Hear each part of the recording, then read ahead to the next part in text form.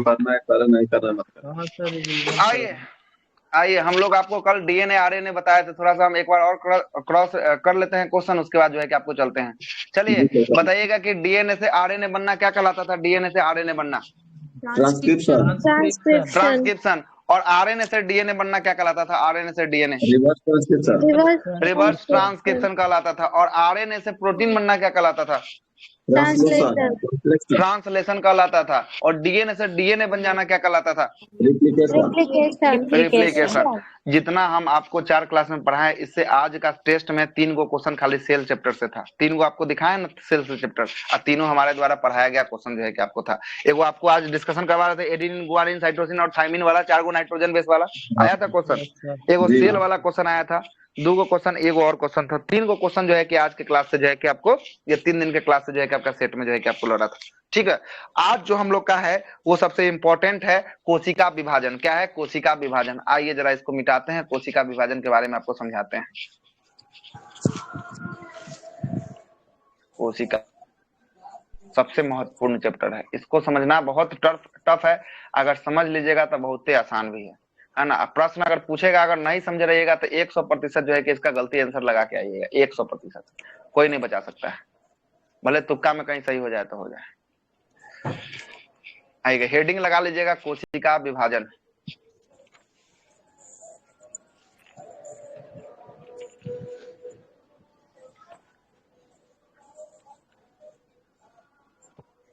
Class भी upload करना है यूट्यूब पे, कोशिका विभाजन, सेल डिवीजन,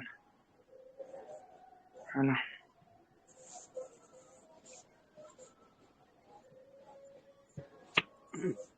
सेल डिवीजन, ठीक है। चर्चा करें सेल डिवीजन के बारे में आप। जी सर। आइए सेल डिवीजन के बारे में चर्चा करते हुए बातों को आगे बढ़ाते हैं। आइएगा, बातों को रखना शुरू करते हैं। सबसे पहले कोशिका विभाजन की बात करेंगे। कोशिका विभाजन जो होता है, एक कोशिका को 2 कोशिका में टूट जाना ही कोशिका विभाजन कहलाता है। जैसे ये कोशिका एगो है, एगो कोशिका है, और इस 2 कोशिका में जो है कि आपको टूट जाना ही क्या कहलाता है? ये 2 भागों में टूट जाना, 1 और 2 आपका, यही आपको कोशिका विभाजन कहलाता है। क्या कहलाता है? एक कोशिका 2 कोशिकाओं में टूट जाना कोशिका विभाजन कहलाता है। क्या कहलाता है? एक कोशिका 2 कोशिकाओं में टूटकर या नया कोशिका का निर्माण कर लेता है, उसी को हम लोग कोशिका विभाजन कहते हैं। क्या कहते हैं? कोशिका विभाजन कहते हैं। जिस कोशिका में विभाजन होता है उसे मदर सेल कहते हैं। कोशिका, जिस कोशिका में, अगर इस कोशिका में विभाजन होगा तो इस कोशिका को क्या कहेंगे? मदर सेल जो है कि आपको कहने वाले हैं। क्या कहने वाले हैं? मदर सेल कहने वाले हैं। और नया कोशिका का निर्माण होगा उसे क्या कहेंगे? डॉटर सेल कहेंगे। क्या कहेंगे? डॉटर सेल, डॉटर सेल कहने वाले हैं। अच्छा, एक प्रश्न बताइए, कोशिका का टूट जाना क्या कहलाता है? क्या सर? कोशिका को टूट जाना क्या कहलाता है? एक कोशिका को 2 कोशिकाओं में जो है कि टूट जाना कोशिका विभाजन, सेल डिवीजन कहलाता है। जो कोशिका जो आपको टूटता है उस कोशिका को क्या कहते हैं? Mother cell. Mother cell. और नया कोशिका जो निर्माण होता है उस कोशिका को क्या कहते हैं? डॉटर सेल कहते हैं। क्या कहते हैं? डॉटर सेल जो है कि आपको कहते हैं। ठीक ना, इतना बात जो है कि आपको याद रखना है। अब जो है कि इसके बाद हम आगे का सारा जो है कि आपको बात कर लेंगे। और एक चीज आपको बताए थे, एक चीज और आपको समझाए थे। जंतुओं में, मतलब कि जो है कि यूकैरियोटिक सेल में कोशिका विभाजन कौन करता है? जंतुओं में ये कर सेंट्रोसोम करता है। कौन करता है? सेंट्रोसोम। सेंट्रोसोम करता है ना, सेंट्रोसोम। जबकि पादप कोशिका में कौन करता है? बताए थे, सेल प्लेट करता है। कौन करता है? Cell plate. सेल प्लेट जो है कि आपको करता है पादप कोशिका में। और जंतु कोशिका में कौन करता है? सेंट्रोसोम जो है कि आपका कोशिका विभाजन जो है कि आपको करता है। जबकि पादप कोशिका में सेल प्लेट करता है। कौन करता है? सेल प्लेट जो है कि आपको करता है। आइए इसको मिटाते हैं, अब आपको समझाना शुरू करते हैं। कोशिका विभाजन 3 प्रकार का होता है। कितना प्रकार का? 3 प्रकार का। 3 प्रकार का होता है।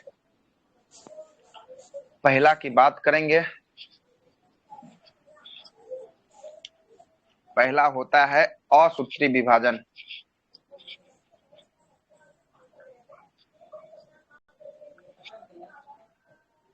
पहला कौन सा? असूत्री विभाजन, जिसको हम लोग कहते हैं ए माइटोसिस। ए, MITO, 2 T, O, SIS। और ए माइटोसिस क्या कहते हैं? पहला ए माइटोसिस। दूसरा कहते हैं हम लोग, दूसरा कहते हैं समसूत्री। समसूत्री, समसूत्री विभाजन को कहते हैं माइटोसिस। क्या कहते हैं समसूत्री को? माइटोटोसिस। माइटोसिस कहते हैं। एक होता है अर्धसूत्री, अर्धसूत्री विभाजन, जिसको हम लोग कहते हैं मियोसिस।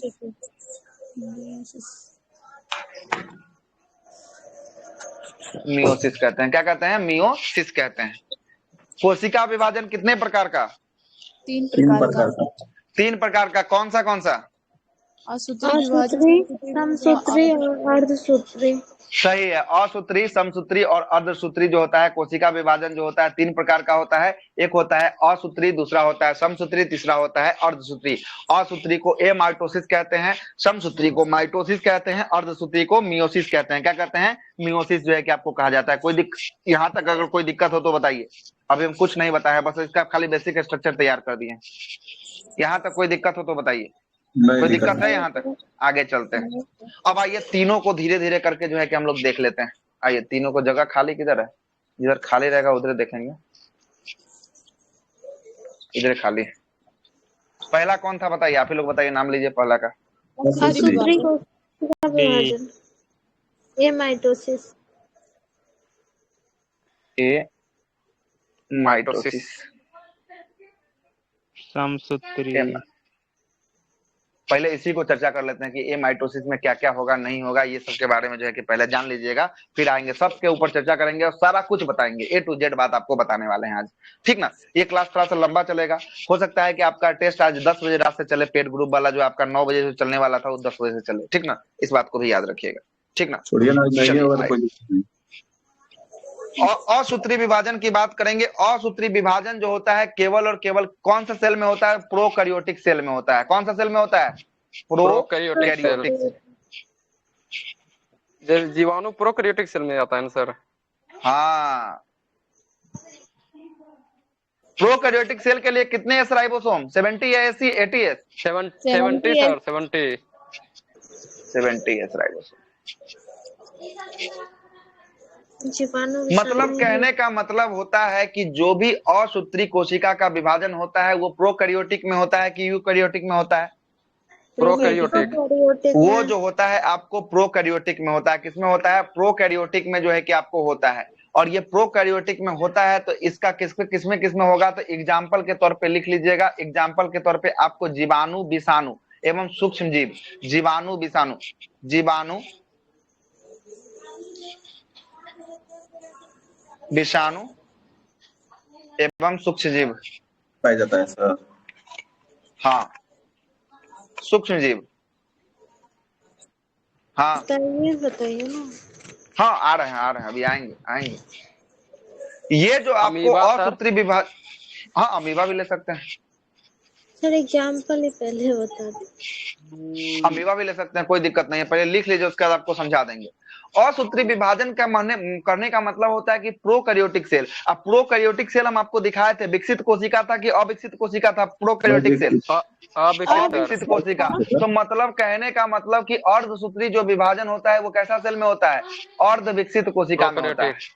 अविकसित, अर्ध नहीं, अविकसित कोशिका, अविकसित कोशिका, विकसित कोशिका। अविकसित कोशिका में कौन सा विभाजन होता है? अविकसित कोशिका में असूत्री विभाजन होता है। असूत्री विभाजन 70S में कि 80S में? 70S। और असूत्री विभाजन जो होता है 70S में प्रोकैरियोटिक की यूकैरियोटिक? प्रोकैरियोटिक। आप समझिएगा, यहाँ पे असूत्री की ही बात करते हैं। असूत्री में एगो बात समझिएगा, असूत्री में तो सबसे पहले तो कोशिका का विकास तो हुआ नहीं है। सबसे पहले तो एकदम छोटा छोटा जो है कि आपको बहुत कम आपको देखने को मिलता है। फोटो तो दिखाए थे, याद आ रहा है कि नहीं आ रहा है कि फिर से फोटो दिखाएं? प्रोकैरियोटिक सेल का फोटो फिर से दिखाएं। देखे थे सर, दिखा दीजिए सर। ये है आपका प्रोकैरियोटिक सेल, देख लिए।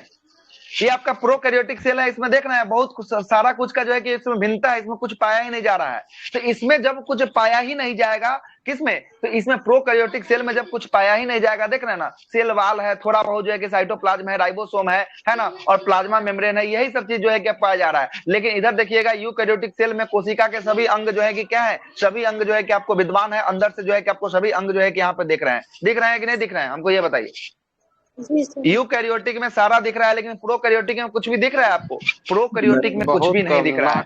प्रोकैरियोटिक में न के बराबर जो है कि आपको दिख रहा है। क्या दिख रहा है? न के बराबर जो है कि आपको प्रोकैरियोटिक में जो है कि आपको दिख रहा है। कितने गया हो, कहाँ लिखे थे? केंद्रक की जगह केंद्रिका है सर। हाँ, तो वो कहने का मतलब है जैसे ही आपको न के बराबर दिखेगा तो ये क्या होगा, जरा सुनिएगा। जैसे ही न के बराबर जब दिखेगा तो ये होने वाला है क्या, जरा से इसको समझिएगा। जब कुछ नहीं होगा तो इसमें सबसे तेज जो है कि आपको कोशिका विभाजन होगा। तो पूछेगा कि तीनों में सबसे तेज कोशिका विभाजन किसका होता है, तो असूत्री सबसे तेज होता है। तेज, हाँ, कोशिका विभाजन असूत्री में सबसे तेज जो है कि आपका, हाँ बोलिए। सब में एक कोशिका होता है क्या?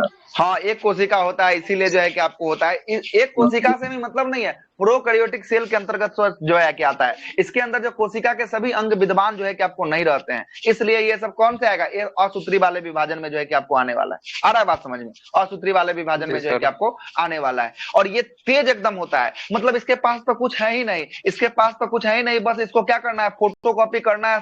सफेद पेज है, उसमें थोड़ा बहुत जो है कि आपको चीज दिख रहा है, उसी को फोटोकॉपी करना है। जिसमें ज्यादा मटेरियल रहेगा उसी को ना फोटोकॉपी करने में ज्यादा समय लगेगा। जिसमें कम ही मटेरियल है उसको फोटोकॉपी करने में ज्यादा समय लगेगा क्या?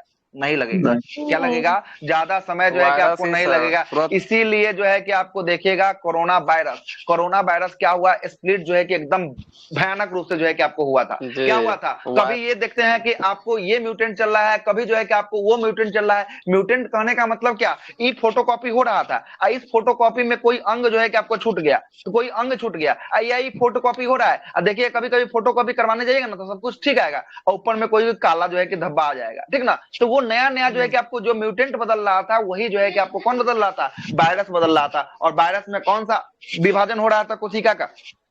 असूत्री विभाजन हो रहा था। कौन सा विभाजन हो रहा था? असूत्री जो है कि आपको विभाजन हो रहा था। असूत्री विभाजन, जिसको हम लोग ए माइटोसिस कहते हैं। जरा आइए ए माइटोसिस के बारे में और आपको बातों को लिखवा देते हैं। ए माइटोसिस जो होता है, असूत्री विभाजन, ये प्रोकैरियोटिक कोशिका में जो है कि आपको होता है, प्रोकैरियोटिक सेल में होता है। इसमें जो है कि आपको मदर सेल का आकार जो है कि आपको क्या होता है, आकार जो है कि आपको बड़ा होने लगता है, और आगे चल के जो है कि बीच से क्या हो जाता है, धंस जाता है और दो भागों में टूट जाता है। मतलब देखिएगा क्या होता है, ये एगो मदर सेल है, ये एगो जो है कि आपका मदर सेल है। इसमें कोशिका विभाजन होगा तो क्या होगा, जरा समझिएगा। इसमें अगर कोशिका विभाजन होगा, इसमें क्या होगा, जरा समझिएगा।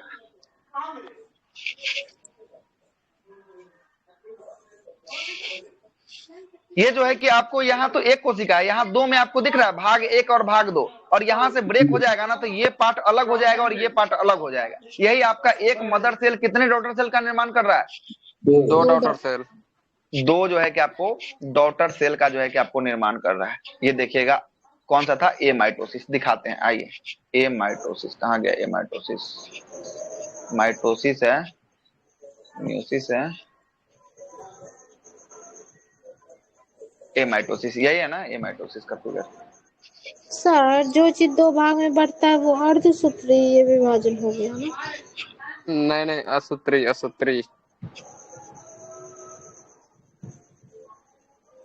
तो पहले सर इसके अंदर तो केंद्रक ना विभाजन होगा सर, केंद्रक विभाजित होगा तब फिर ना। देखिए बता रहे हैं, सबसे पहले ये न्यूक्लियस है, ये देख लीजिएगा। ये क्या है, न्यूक्लियस आपको दिख रहा है, न्यूक्लियस दिख रहा होगा ना, ये न्यूक्लियस है। ये न्यूक्लियस क्या होता है, इसके अंदर में पहले जो है कि आपको न्यूक्लियस का विभाजन होता है। इसको देखिएगा अगला स्टेज में क्या हो रहा है, देखिएगा न्यूक्लियस 2 भागों में आपको बट रहा है, 2 भागों में, है ना। एक आपका न्यूक्लियस यहाँ चला है और एक आपका न्यूक्लियस जो है कि आपको यहाँ चला है। उसके बाद इसका क्या होता है, उसके बाद जो है कि इसका लंबाई जो है कि बढ़ने लगता है, और लंबाई बढ़ने के बाद जो है कि फाइनल स्टेज जब आता है तो देखिएगा 2 भागों में टूट जाता है, पहला ये और दूसरा ये हो जाता है। आया बात समझ में?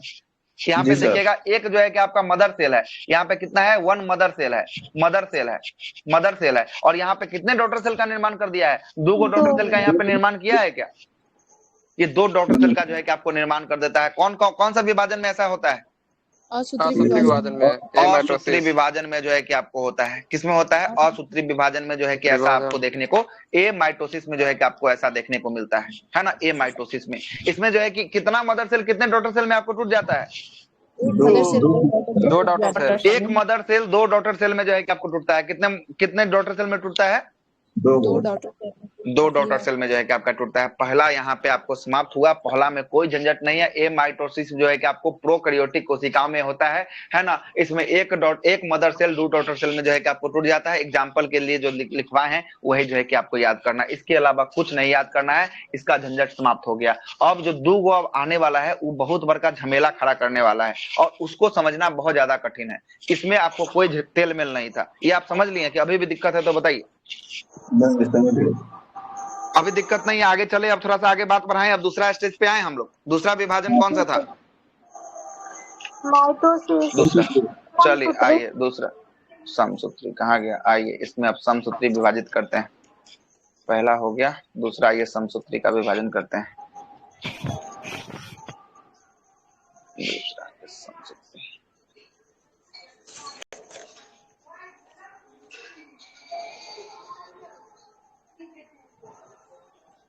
इसको इंग्लिश में क्या बोले थे समसूत्री को? माइटोसिस।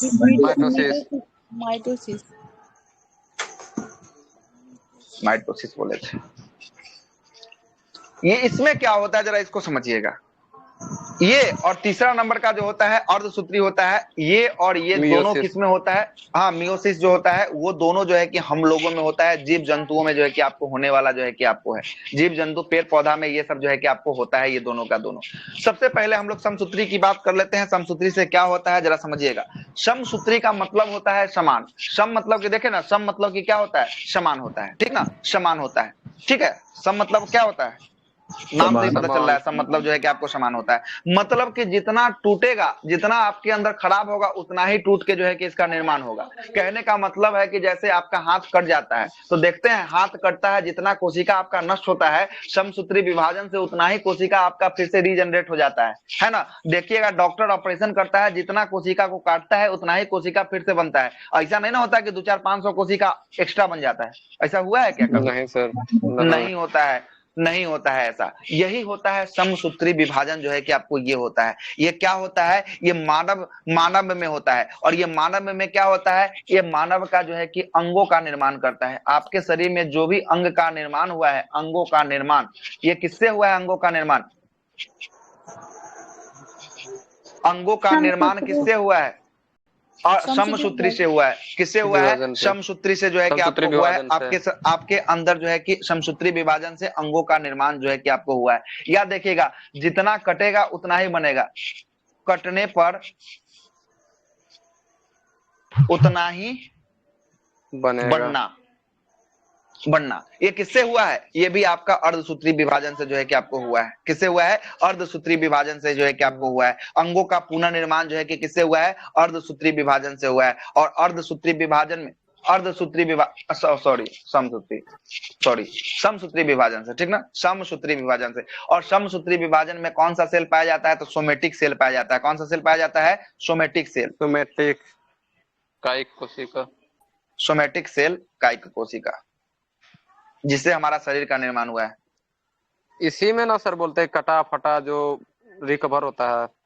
हाँ, वही सोमेटिक सेल, यही आपका। ये देखिएगा, ये डॉक्टर जब आपका चीरा लगा देता है, जब देखिएगा डॉक्टर कोई ऑपरेशन करवाइएगा तो चीरा लगा देगा, तो चीरा लगाने के बाद धीरे धीरे ये घाव जो है कि आपका भर जाता है। कैसे भर जाता है? यही समसूत्री विभाजन से जो है कि आपको भरता है। किससे भरता है? समसूत्री विभाजन से जो है कि आपको भरता है, ठीक है। तो ये जो आपके शरीर का 99% निर्माण जो है कि कौन करता है? शरीर का निर्माण। कायिक कोशिका में कौन सा विभाजन? सोमेटिक सेल में समसूत्री विभाजन। समसूत्री माइटोसिस विभाजन जो है कि आपको होता है। कौन सा होता है? माइटोसिस विभाजन जो है कि आपको होता है। इसी का एग्जाम्पल देखिएगा, इसी का एग्जाम्पल क्या होता है जरा देखिएगा। इसका एग्जाम्पल की बात करेंगे, इसका एग्जाम्पल जो होता है जरा देखिएगा आप लोग। जब देखिएगा कि जब आपको जब देखिएगा चूहा जो होता है, चूहा उसका पुछवा को पकड़ लीजिएगा तो पुछवा छोड़ के भाग जाता है। ऐसा कोई किए हैं कि नहीं किए? नहीं देखिएगा सर। उसी में होता है। छिपकली का नहीं भी आपको तो सर, डर छिपकली लगता का है। भी। हाँ छिपकली का, छिपकली का और बचपन चूहा में का, छिपकली का और चूहा का दोनों का अगर पूछियो का पकड़िएगा ना तो पूछ छोड़ के जो है कि आपको भाग जाता है। काहे के लिए भाग जाता है? कि जितना पूछ आप लीजिएगा उतना पूछ जो है कि आपको फिर से किससे रिप्रोडक्शन के साथ जो है कि आपको बना लेगा? समसूत्री विभाजन के साथ जो है कि फिर से जो है कि आपको विभाजन बना लेगा। समसूत्री विभाजन, इसी में जो है कि एक अनियंत्रित वृद्धि होने लगेगा। समसूत्री विभाजन में बनना चाहिए आपका 1000 कटा है कोशिका, अब बन जाएगा इसमें 1 लाख बन जाएगा। 1 लाख जो है कि आपको बन जाएगा। तो यही आपका जो है कि आपको किसका रूप धारण कर लेता है? यही आपका कैंसर का रूप जो है कि आपको धारण कर लेता है। मतलब कहने का मतलब है कि कोशिकाओं का एकाएक अनियंत्रित वृद्धि, कोशिकाओं का एकाएक अनियंत्रित वृद्धि ही आपको क्या कहलाता है? कैंसर का रूप जो है कि आपको कहलाता है। कैंसर का रूप जो है कि आपको कहलाता है। ठीक है, यहाँ तक कोई दिक्कत है तो बताइए अभी। नहीं सर, कोशिकाओं का ही होना। क्या बोले हैं? कोशिका वाला लिखवा दीजिए, क्या बोलते हैं, लिख देते उसको। कोशिका वाला मतलब कोशिकाओं का एक जो वृद्धि होता है उसको कैंसर बोलते हैं। एक आदमी बोले ना, कोई एक आदमी, हमको भी समझ में आना चाहिए क्या बोल रहे हैं, हमको समझ में नहीं आता। सर वो लिखवाए क्या? कैंसर के बारे में नहीं बताया आपको? कोशिकाओं का एक जो अच्छा, वृद्धि हो जाता कोशिकाओं का एकाएक अनियंत्रित वृद्धि, अनियंत्रित वृद्धि। अगर 1000 बनना है, अगर 1500 बन जाएगा तो कोई दिक्कत वाली बात नहीं है, ठीक ना। 1000 बनना है, 1 लाख बन गया तो फिर दिक्कत है। कोशिकाओं का अनियंत्रित वृद्धि आपका क्या कहलाता है? कैंसर का रूप जो है कि आपको धारण कर लेता है। कैंसर का रूप जो है कि आपको धारण कर लेता है। और जब कैंसर का रूप धारण कर लेता है तो गामा रेज का प्रयोग किया जाता है। किसका प्रयोग किया जाता है? सुने होंगे, गामा रेज में। गामा रेज क्या करता है? तो गामा रेज जो एक्स्ट्रा बना हुआ सेल रहता है उस सेल को जो है कि मार देता है। क्या करता है? उस सेल को जो है कि मार देता है। और इसी सेल के मारने के चक्कर में जो अगल बगल के जो सेल रहते हैं वो भी देखने के लिए आ जाते हैं कि आखिर यहाँ पर कौन सा कांड चल रहा है। तो वो भी जो है कि आपको इसके साथ जो है कि आपको मारे जाते हैं। इसीलिए हाँ, इसीलिए देखिएगा कि जब गामा रेज का प्रयोग जब कैंसर के मरीज पे किया जाता है तो उस समय सेल जो है कि काम करना छोड़ देता है और बाल उल वगैरह सब कुछ उड़ जाता है ना, सब कुछ उड़ जाता है ना। यही इसका रीजन होता है सबसे बड़ा। कैंसर के मरीज को जो देखे होंगे उनको आइडिया होगा, है ना, उनको आइडिया होगा। यहाँ पे आपका समसूत्री हो क्या बोले? तो जेंट्स का पता नहीं, लेडीज लोग का कभी कभी एक एक देखते हैं सर तो उसका यानी बाल यानी पूरे खत्म होता है, पूरा का पूरा खत्म हो जाता है, पूरा का खत्म हो जाता है, पूरा का पूरा। अर्धसूत्री भी यहीं पे आपको थोड़ा सा समझा देते हैं, उसके बाद फिर से हम लोग समसूत्री की तरफ मूवमेंट करेंगे। अब ये अर्धसूत्री की बात करेंगे। अर्धसूत्री, इसको इंग्लिश में क्या कहते हैं? अर्धसूत्री को अभी समसूत्री में बचा हुआ है ना सर? हाँ अभी बचा हुआ, अभी आ रहे हैं थोड़ा सा इसको नहीं समझाएंगे ना तो फिर दिक्कत हो जाएगा। देखिएगा यहाँ पे आपका बॉडी का कितना % निर्माण हो रहा था समसूत्री से? 99% शरीर का निर्माण हुआ था। अब 1% जो बचा है, 1% जो बचा है वो कौन विभाजित करेगा? तो 1% यही जो है कि अर्धसूत्री से विभाजन होगा। और अर्धसूत्री से किसका विभाजन होगा? तो लिंग का निर्धारण होगा। किसका निर्धारण होगा? लिंग जो है कि आपको निर्धारण होगा, लिंग निर्धारण होगा। इसीलिए अर्धसूत्री से किसका निर्धारण होता है? अर्धसूत्री से लिंग का निर्धारण जो है कि आपको होने वाला है, ठीक ना। अर्धसूत्री से लिंग का निर्धारण होने वाला है। और अर्धसूत्री जो होता है ये जनन कोशिका में होता है। किसमें होता है? जनन कोशिका में। कोशिका में होता है। किसमें होता है? जनन कोशिका में जो है कि आपको होता है। कौन होता है? अर्धसूत्री विभाजन जो होता है आपको जनन कोशिका में जो है अर्धसूत्री विभाजन जो होता है आपका जनन कोशिका में होता है। यहाँ तक आपको कोई समझ में दिक्कत नहीं है तो आइए हम लोग अब समसूत्री के ऊपर आते हैं। फिर से आए समसूत्री की बात करें एक बार जरूर। अभी समसूत्री में बहुत कुछ बातों को बताना है, ठीक ना। समसूत्री की बात करते हैं फिर से। समसूत्री का जो है कि काम क्या होता है? अंगों का निर्माण करना होता है। कटने पर उतना ही अंग जो है कि आपको बनेगा। सोमेटिक सेल में होता है, कायिक कोशिका में होता है। शरीर का 99% जो है कि निर्माण कौन करता है? यही आपका समसूत्री विभाजन के तहत होता है। यहाँ पे आपको एग्जाम्पल के रूप में पूछ बता दिए, चूहा का और छिपकली का पूछ जो है कि आपको छोड़ देता है, इसके बारे में भी आपको बता दिए हैं। अब आइए समसूत्री को हम लोग जरा बांट लेते हैं कि समसूत्री कितने टाइप का होता है, समसूत्री की अवस्थाएं क्या होती है, क्या क्या अवस्था में समसूत्री काम करता है, इसके बारे में जरा सुन लेते हैं। समसूत्री कभी भी पूछेगा, समसूत्री जनन कोशिका में होता है या नहीं होता है? नहीं होता। मतलब जनन कोशिका को छोड़ दीजिएगा, जनन कोशिका को छोड़ दीजिएगा, और जो भी आपके शरीर के अंदर जितना सारी कोशिकाएं हैं सब में सब कौन सा विभाजन होगा केवल जनन कोशिका को छोड़ने के बाद? समसूत्री विभाजन। हाँ, समसूत्री विभाजन होगा। सूत्री केवल विभाजन। जनन कोशिका में जो है कि लिंग का निर्धारण में जो है कि अर्धसूत्री आपको विभाजन। कौन सा होता है? अर्धसूत्री होता है। बाकी बात जो भी आपसे पूछे सब में क्या लगा देना है? सब में समसूत्री विभाजन जो है कि आपको लगा देना है। कोई दिक्कत यहाँ तक तो बताइए, कोई दिक्कत यहाँ तक तो बताइए।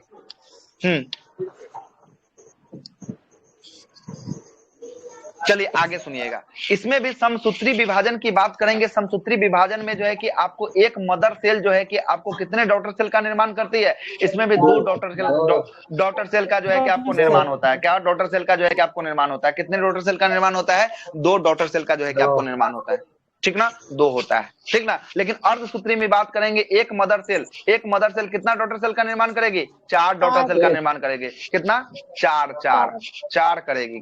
कितना करेगी? 4 करेगी। अर्धसूत्री में जो है कि आपको कितना करेगी?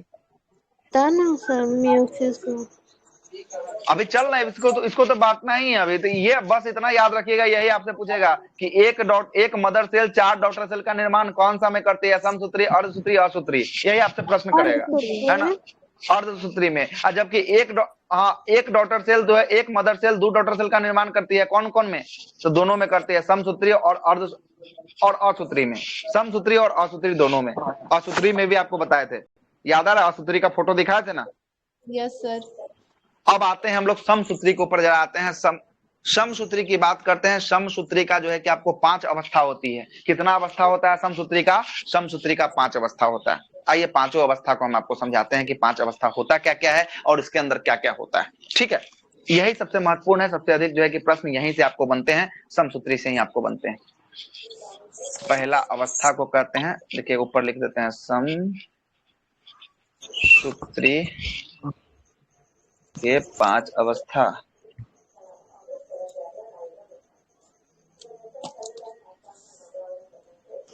पहला अवस्था को हम लोग कहते हैं इंटरफेज कहते हैं। क्या कहते हैं? इंटरफेज।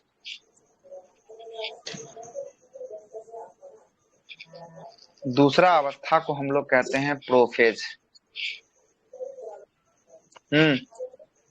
सर इसी में पढ़े थे कि कैरियोकाइनेसिस और साइटोकाइनेसिस समसूत्री में ही। किसके रूप में बता रहा था उसको? मेटाफेज। चौथा उसमें कैरियोकाइनेसिस में भी प्रोफेज, यानी 4 अवस्था बता रहा था उसमें। इंटरफेज नहीं था, प्रोफेज, मेटाफेज और एक था एनाफेज और उसके बाद टेलोफेज था।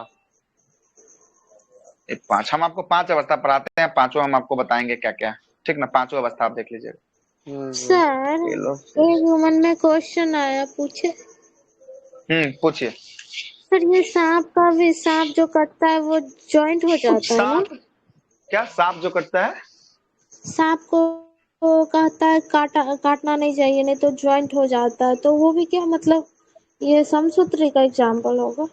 क्या ज्वाइंट क्या कहने का मतलब नहीं समझ रहे हैं आपके बातों को? ज्वाइंट कहने का मतलब क्या? कि सांप को अगर 2 भाग में काट देंगे ना तो ऑटोमेटिक फिर जुड़ जाएगा। हाँ वही हमें जुड़ कैसे जाएगा? ये सब कहावत है। तो ऐसा होता तो चाइना में सब तक सांप के काट के खाता तो सब जुड़िए जाता, तब फिर में जाके तब तो पेट में जाके होता गजब। सर वो जो मूवी में दिखाता मूवी बहुत पेट में जाके जुड़ दिखाता है जाएगा। कि उसमें रीढ़ की है मतलब हड्डी होता है, और जहाँ रीढ़ का कनेक्शन होगा वो कट जाने के बाद कभी ज्वाइंट नहीं होता है, चाहे मानव हो या जंतु हो। बिल्कुल बिल्कुल यही का। क्या बोले? देखिए यहाँ देखिए, ये देखिए, ये हड्डी होता है ऐसा सांप के अंदर। फ्लोटिंग रिप्स होता है। क्या होता है? फ्लोटिंग रिप्स होता है, ठीक है?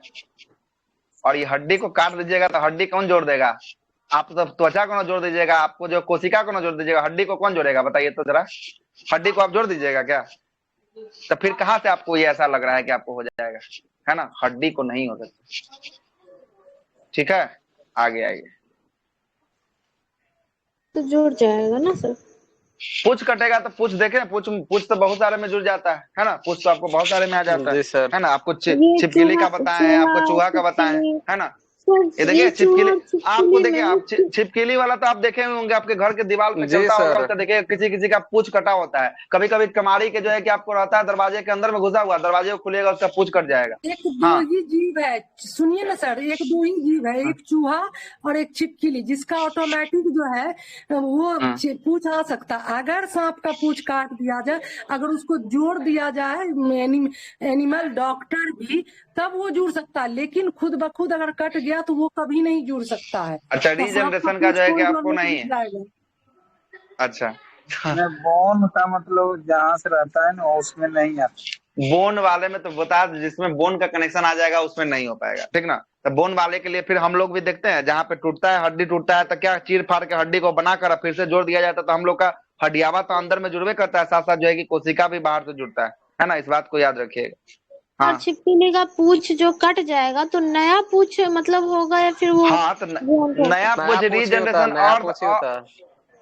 और अर्धसूत्र और समसूत्री में बात करेंगे। समसूत्री जितना कटेगा ना उतना ही फिर से निर्माण हो जाएगा, जितना कटेगा उतना फिर से निर्माण जो है कि आपको हो जाएगा। चलिए आइएगा, इस पांचों फेज को आपको समझाते हैं, पांचों फेज को जो है कि आपको समझाते हैं, उसके बाद फोटो भी दिखाएंगे और उससे भी आपको एक बार समझा देंगे। पहला फेज जो होता है आपका कौन सा होता है? इंटरफेज होता है। इंटरफेज जो होता है ये पहला फेज होता है, फर्स्ट होता है इंटरफेज। सुनिएगा, पहला फेज होता है और इंटरफेज जो होता है ये सबसे बड़ी अवस्था होती है। पांचों में सबसे बड़ी अवस्था कौन होती है?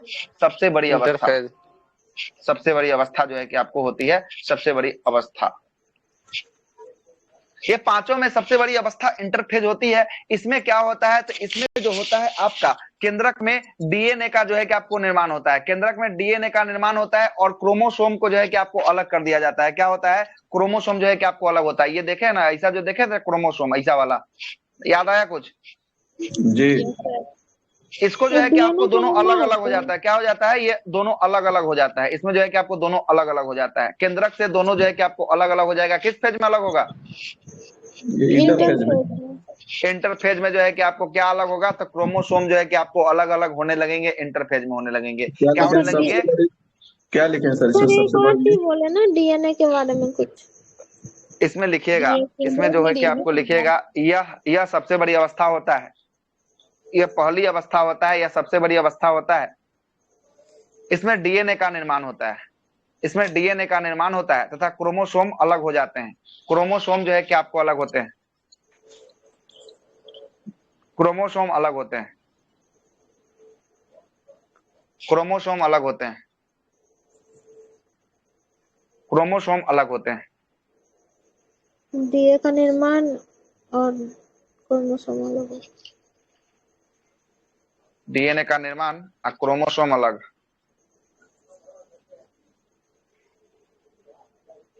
अलग हो जाएगा। किस फेज में अलग होगा? इंटरफेज में। सबसे पहले इंटरफेज में जो है कि आपको अलग हो जाएगा। अगर देखते हैं इसका आकृति अगर बनाते हैं, ये अगर आपका, ये आपका सेल है, सेल के अंदर ये न्यूक्लियस है और न्यूक्लियस के अंदर ये डीएनए है, ये क्रोमोसोम है, क्रोमोसोम है ना ये। तो ये क्या होगा अगले स्टेज में? क्या होगा? तो ये आपको न्यूक्लियस बना देते हैं। इसमें क्रोम नहीं दिख रहा है? हाँ, अब देखा। इसमें जो है क्या, इसमें जो है कि सब अलग अलग हो जाएगा। क्या अलग हो जाएगा? क्रोमोसोम जो दूसरे एक दूसरे के साथ चिपका हुआ था, क्या हो जाएगा? सब अलग अलग जो है कि आपको क्रोमोसोम इसमें घूमने लगेगा। क्या होगा? क्रोमोसोम अलग अलग घूमने लगेगा, ठीक ना। क्रोमोसोम अलग अलग घूमने लगेगा। दूसरी फेज में आते हैं, दूसरा फेज होता है प्रोफेज। दूसरा फेज क्या होता है? प्रोफेज होता है, ठीक ना। प्रोफेज में जो है कि आपको तुर्क धागा का निर्माण होता है। किसका होता है? तुर्क धागा का निर्माण होता है। स्प्लेंडर फाइबर इसी को कहते हैं, तुर्क धागा, तुर्क धागा या स्प्लेंडर फाइबर।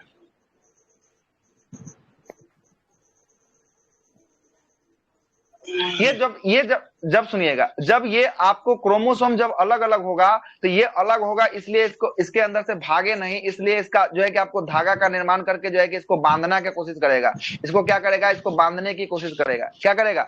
इसको तुर्क धागा वही आपको निर्माण होगा जिसमें आपको क्या होगा? जिसमें आपको बांधने की कोशिश जो है कि आपको सेल को, किसको? तो क्रोमोसोम को जो है कि बांधने की कोशिश करेगा। किसके द्वारा? तो ये दूसरा अवस्था जो है कि आपको प्रोफेज में जो है कि आपको होगा, तुर्क धागा का निर्माण होगा और इसमें केंद्रक का जो है कि आपको विभाजन हो जाएगा। क्या हो जाएगा? केंद्रक का विभाजन हो जाएगा। फिर से समझाइएगा एक बार। देखिए फोटो ही दिखाते हैं प्रोफेज का, आइए।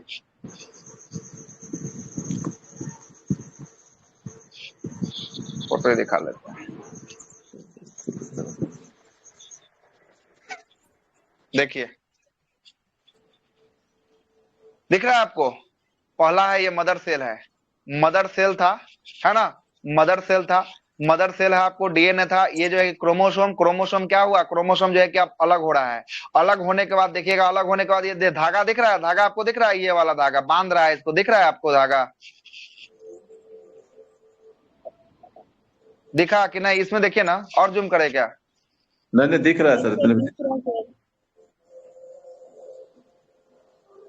दिख रहा धागा, हाँ हाँ ये तुर्क धागा का निर्माण होता है। दूसरा अवस्था में क्या होता है, दूसरा अवस्था प्रोफेज में स्प्लिंडर फाइबर मतलब तुर्क धागा का निर्माण होता है। ये दूसरी अवस्था में तुर्क धागा का निर्माण होता है और इसको लपेटना शुरू कर देता है। किसको लपेटना शुरू कर देता है, जो डीएनए के अंदर केंद्रक होता है सबको लपेटना जो है कि आपको शुरू कर देता है, और इसके बाद जो है कि आपको केंद्रक का इसमें विभाजन करता है। क्या करता है, केंद्रक का विभाजन करता है। यहाँ पे देखिएगा 4 गो था, यहाँ पे जो है कि आपको 2 गो बचा है, 2 गो ऊपर चला गया है, अब 2 गो नीचे आ गया है, और बीच से जो है कि आपको देख रहा है ना, ये ऊपर की तरफ जो है कि आपको जा रहा है। अब क्या होता है, तीसरा अवस्था होता है एनाफेज होता है। क्या होता है, एनाफेज, एनाफेज होता है तीसरा अवस्था। तीसरा अवस्था एनाफेज में क्या होता है जरा सुनिएगा, एनाफेज, अच्छा तीसरा जो है कि आपको मेटाफेज ना, एनाफेज चौथा अवस्था है ना, तीसरा मेटाफेज। सर बोलिए सर, ये बस लपेटता है तुर्क धागा। हाँ ये देखिए, हाँ तुर्क धागा का निर्माण होता है जो आपको किसको लपेट के रखता है, इसको जो है कि भागने नहीं देता है, इसलिए जो है कि लपेट के इसको रखता है तुर्क धागा का, ठीक ना। सर ये इंटरफेज के बाद वाला है ना सर, लिखिए, पहले इंटरफेज में तो आपको बता दिए, दूसरा प्रोफेज में बता रहे हैं। ये बात जो है कि प्रोफेज में लिख लीजिए, प्रोफेज जहां लिखे हैं उसके आगे लिखिए, प्रोफेज में लिखिए, इसमें स्प्लिंडर फाइबर तुर्क धागा का निर्माण प्रारंभ होता है, तुर्क धागा का निर्माण प्रारंभ होता है तथा केंद्रक का विभाजन होता है, तथा केंद्रक का विभाजन होता है, तथा केंद्रक का विभाजन होता है। हो गया, इंग्लिश में क्या बोलेंगे, स्प्लिंडर फाइबर बोल तो रहे हैं, उसी का तो नाम बता रहा हूं उस समय से, स्प्लिंडर फाइबर लिख देते हैं स्पेलिंग इसका, ये अलग अलग, ये जितना फेज बता रहे हैं ये अलग अलग होता है या फिर मतलब एक फेज के बाद दूसरा प्रोसेस, ये दूसरे फेज में एक के बाद दूसरा, दूसरे के बाद तीसरा, स्टार्टिंग से चलते रहता है ना। फेज का प्रकार अलग अलग है, लेकिन एक होगा उसके बाद ही दूसरा होगा, दूसरा होगा तभी तीसरा होगा, तीसरा होगा तभी चौथा होगा। पहला वाले में क्रोमोसोम जो अलग अलग पार्ट में डिवाइड हुआ था तो उसके बाद इसको लपेटेगा, यही ना दूसरे फेज में। हाँ पहले जो है कि आपको क्रोमोसोम अलग अलग हुआ था, दूसरा फेज में इसको लपेट रहा है, क्या कर रहा है, लपेट रहा है दूसरे फेज में, ठीक है। तीसरा फेज लिखिएगा मेटाफेज, मेटाफेज में लिखिएगा, इसमें स्प्लिंडर फाइबर का निर्माण पूर्ण हो जाता है, इसमें स्प्लिंडर फाइबर का निर्माण जो है कि आपको पूर्ण हो जाता है। दूसरा में निर्माण ही हो रहा था, इसमें जो है कि निर्माण पूर्ण हो जाता है, इसमें निर्माण पूर्ण हो जाता है, और ये अध्ययन के लिए सबसे महत्वपूर्ण अवस्था है, ये अध्ययन के लिए सबसे महत्वपूर्ण अवस्था है। देख रहे हैं ना, पहले जो है कि एक दूसरे के साथ जोड़ रहा था सबका, अब जो है कि इसको ऊपर की ओर लेके चला गया, इसको नीचे की ओर लेके चला गया। अब जो है कि ये अवस्था जो होता है कौन सा, ये मेटाफेज जो होता है, ये सबसे बढ़िया जो है कि आपको अध्ययन के लिए सबसे बेस्ट अवस्था जो है कि आपको माना गया है, कौन सा, मेटाफेज माना गया है अध्ययन के लिए, ठीक ना। मेटाफेज अध्ययन के लिए सबसे बेस्ट अवस्था होता है। सर थोड़ा ये छोटा कीजिए सर, हाँ ठीक। देखिए अध्ययन के लिए सबसे बेस्ट अवस्था होता है मेटाफेज। अच्छा सर, ये जो 4 भाग में बांटा है तो 4 फेज है ये। कौन ऑन कर दीजिए कैमरा, बंद कीजिए कैमरा, लाल बटन दिख रहा होगा, बंद कीजिए, वहां काटिए, वीडियो नहीं ऑन करना है, ऑडियो पे रहना है। बोलिए सर, अलग अलग फेज का फोटो दिखाइए ना। इसमें सब एक के साथ एक, यही आपका कोशिका में होते रहता है, तो इसमें अलग अलग फेज का कहां से आपको फोटो दिखाते हैं हम, इसमें रहेगा तब ना फोटो दिखाएंगे भाई। और देखिए ये तो मदर सेल डॉक्टर सेल का, यही ना आपको बन रहा है, ये तो मियोसिस है, यही ना, देख रहे हैं ना। देखिए पहला अवस्था ये था, पहला अवस्था देखिए, पहला अवस्था एकदम था ये, पहला अवस्था में जो है कि आपको ये दोनों लपटा हुआ था, आप बोले कि इसको अलग होगा। दूसरा अवस्था में देख रहे हैं, दूसरा अवस्था में अलग हो रहा है, और दूसरा अवस्था में अलग होकर स्प्लेंडर फाइबर का निर्माण हो रहा है। और तीसरा अवस्था में देख रहे हैं, तीसरा अवस्था में दिखाते हैं, तीसरा अवस्था में जो है कि अलग अलग चला गया है। दोनों साइड से आपको तुर्क धागा जो है कि इसको ये पकड़ लिया, इसको ये पकड़ लिया, इधर से इसको ये दोनों पकड़ लिया, है ना। ये तीसरा अवस्था हो गया। चौथा अवस्था आपको लिखाने वाले हैं। चौथा अवस्था एनाफेज होता है, लिखिए। एक ही पॉइंट लिखा है ना, ये इसमें स्प्लेंडर फाइबर का निर्माण पूर्ण होता है। और हाँ, यह अध्ययन के लिए जो है कि आपको बेस्ट माना जाता है, अध्ययन के लिए सबसे महत्वपूर्ण होता है। लिखिए, अध्ययन के लिए सबसे महत्वपूर्ण तीसरा अवस्था होता है। कौन सा तीसरा अवस्था है? मेटाफेज। पहले मेटाफेज तीसरा अवस्था है। चौथा लिखिएगा एनाफेज। चौथा होता है एनाफेज। चौथा एनाफेज। ये अंदर से भी क्वेश्चन देता है क्या? हाँ, तो आपको क्या लगता है? यहीं से बहुत सारा क्वेश्चन इसी से क्वेश्चन आता ही है ना। आपको क्या लगता है? अंदर का पूछेगा। कोशिका का सबसे मेन यही है। हाँ, कोशिका में सबसे मेन जो है कि आपका यही है, समसूत्री, असूत्री और सूत्री। हाँ, क्या बोले? हाँ, तब नहीं आएगा समझ में, तब फिर बहुत दिक्कत हो गया। तब फिर आपको देखना पड़ेगा रिकॉर्डिंग। क्लास छूट गया मतलब कि आपको बहुत कुछ छूट गया, है ना। तब आपको दिक्कत होगा। आप थोड़ा देर रुक जाइए, थोड़ा देर पे आपको पूरा समझ में आने लगेगा। थोड़ा देर आपको दिक्कत होने वाला है ना। थोड़ा देर दिक्कत होने वाला है। लिख लिए एनाफेज, लिखे। यह सबसे छोटी अवस्था होती है। एनाफेज जो होती है सबसे छोटी अवस्था होती है। एनाफेज सबसे छोटी अवस्था होती है। और कोशिका जो होता है, लिखिएगा, एनाफेज सबसे छोटी अवस्था होती है। इसमें क्रोमोसोम तथा कोशिका के अंग ध्रुव की ओर चले जाते हैं। ध्रुव कैसा है? तो ध्रुव यहाँ ये ध्रुव होगा, यहाँ ये ध्रुव होगा, ये ध्रुव की ओर चला जाएगा। देखिए, ध्रुव की ओर जो है कि आपको जा रहा है। इसमें क्रोमोसोम और कोशिका के अंग दोनों ध्रुव की तरफ चले जाते हैं। दोनों ध्रुव की तरफ जो है कि आपको चले जाते हैं। कोशिका के अंग एवं क्रोमोसोम दोनों ध्रुव की तरफ चले जाते हैं। कोशिका के अंग एवं क्रोमोसोम दोनों ध्रुव की तरफ चले जाते हैं। देखिए, ध्रुव की तरफ जा रहा है, देख रहे हैं ना, ये ध्रुव की तरफ आपको जा रहा है। देख रहे हैं ना, इसको खींच रहा है अपने तरफ, ये खींच रहा है अपने तरफ, ये खींच रहा है ध्रुव की तरफ, ये ध्रुव की तरफ अपने तरफ खींच रहा है। चौथा अवस्था सबसे छोटा अवस्था होता है। चौथा अवस्था सबसे छोटा अवस्था होता है। इसलिए देखिएगा, ये साहब जो बोल रहे थे कि चारे को अवस्था हमको बताया है, पांचवा अवस्था नहीं बताया है, यही एनाफेज को लुप्त कर दिया होगा, है ना, इसी को नहीं बताया होगा। और पांचवा फेज जो होता है टेलोफेज होता है। कौन सा फेज होता है? लिखिए, पांचवा फेज टेलोफेज। लिखिएगा, यह अंतिम अवस्था होता है, टेलोफेज।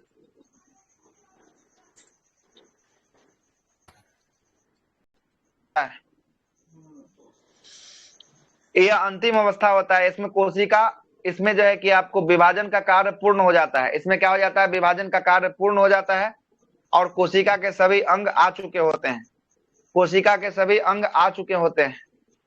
कोशिका के सभी अंग आ चुके होते हैं और स्प्लेंडर फाइबर तुर्क धागा गायब हो जाता है। जैसे ही तुर्क धागा गायब हो जाएगा, दो भागों में ये बढ़ जाएगा, एक इधर और एक इधर।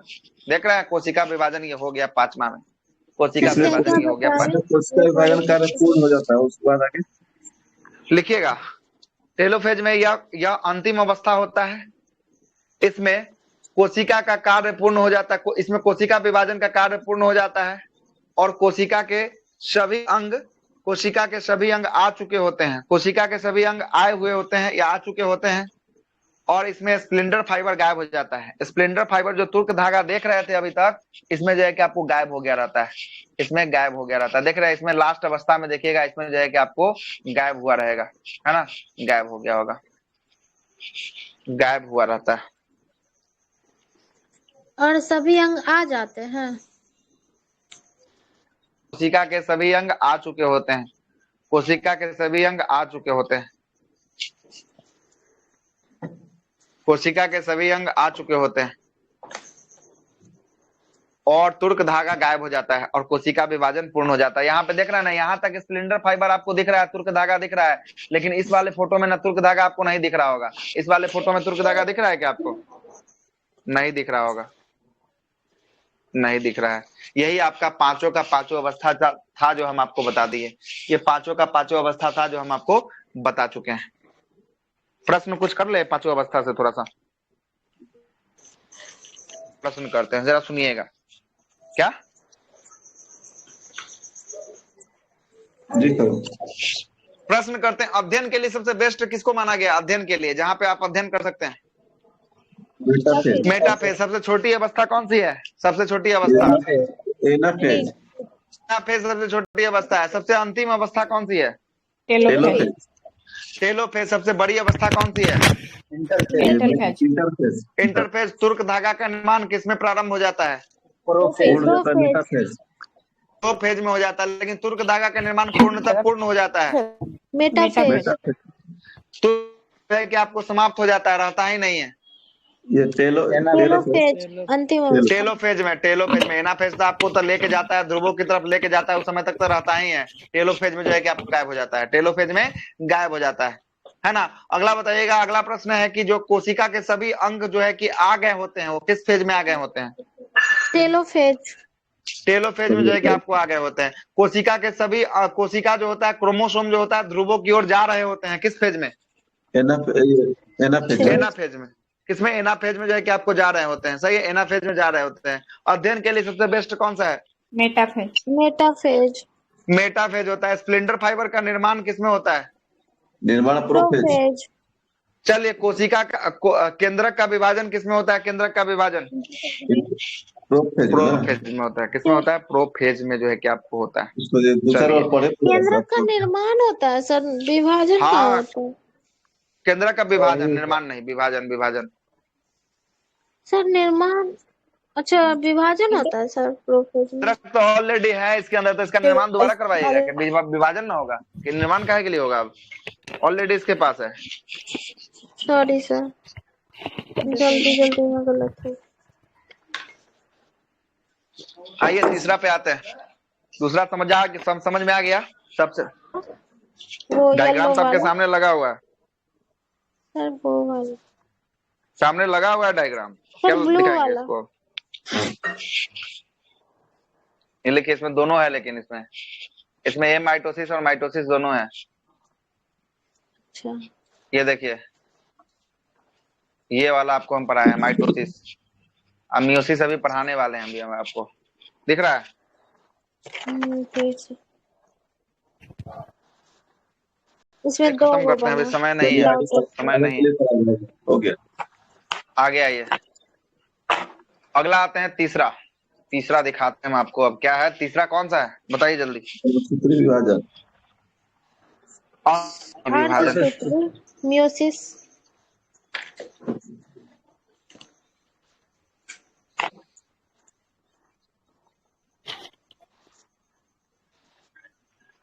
अर्धसूत्री विभाजन को मियोसिस बोले हैं ना? Yes sir. मियोसिस। यह लिखिएगा, यह केवल जनन कोशिका में होता है। जनन कोशिका में।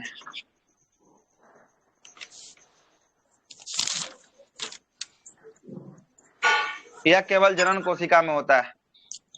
इसमें लिखिएगा, एक मदर सेल से कितना डॉटर सेल? 4 डॉटर सेल जो है कि 4 संतान कोशिका जन्म होती है। एकमात्र कोशिका से 4 संतान कोशिका जो है कि आपको जन्म होती है। इसमें लिखिएगा, अर्धसूत्री में क्रॉसिंग ओवर की घटना होती है। क्रॉसिंग ओवर की।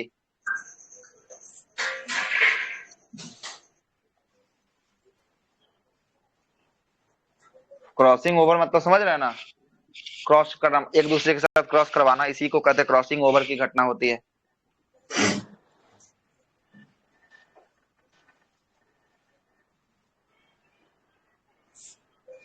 लिखिएगा, इसमें प्रोफेज अवस्था सबसे बड़ा अवस्था होता है। इसमें प्रोफेज अवस्था सबसे बड़ा होता है।